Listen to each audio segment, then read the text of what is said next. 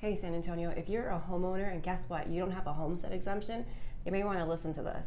Homestead exemption is basically a tax break for homeowners.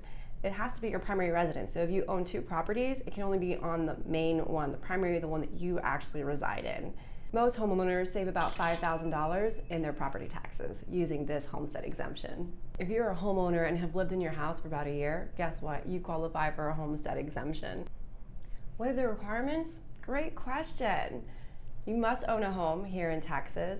It needs to be your primary residence, and you need to have a Texas issued ID. Taxes are due April 15th. Just so you're aware, you should have received your information January 31st. If you haven't, make sure you inquire about that information. Did you know your property taxes actually pay for schools and many vital programs for the city? Yeah, that's why property taxes are important that you pay them. Homestead exemption. For those of you that aren't familiar with homestead, this is a tax break for those of you that are homeowners. Homestead is only for your primary residence, so if you have multiple properties, you can only do it for the one you actually reside in. Hi, my name is Deanna Prunetta. I'm a local realtor here in San Antonio, and I would love the opportunity to help you. There are some additional exemptions if you are a homeowner. There's the over 65. If you are over the age of 65 and you want to utilize this exemption, there's a disability exemption. So this is for homeowners that have disability that would qualify for Social Security disability insurance. However, if you are over the age of 65 and have a disability, you can only claim one, not both. And then of course, we have a discount for if you are serving in the military. Do you know what escrow is about? Escrow is a safety cushion for you. Absolutely. In fact, you pay your escrow every month when you make your monthly payment.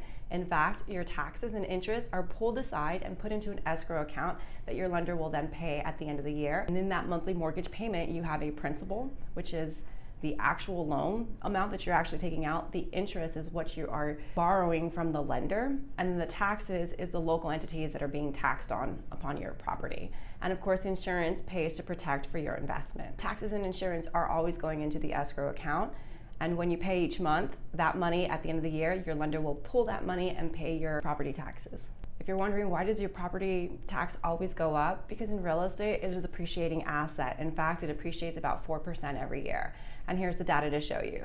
So what you're looking at is that line that cuts across the whole chart is at 4%. And you'll notice that some of those bar charts actually exceed over that, meaning there was more gain in that percentage during that year. So of course, property taxes will go up because your values go up about 4% every year. Looking to lower your monthly payment, some of the things that you can do. You can make more payments much more frequently. So for example, if you make a payment at the first of the month, well, make another one towards the end of the month, and whatever you can. If it's $25, $100, put it towards the principal, and that will help slowly lower and chip away that principal loan amount. Your escrow fund, sometimes at the end of the year, you get a check, and it's a return check from your escrow that, hey, guess what?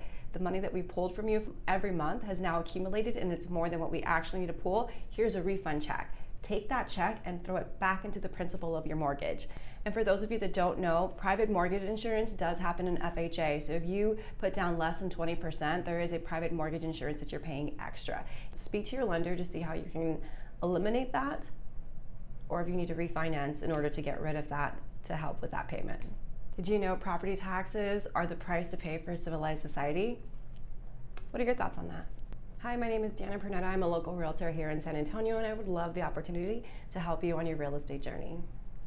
Subscribe. Share this with 3 homeowners.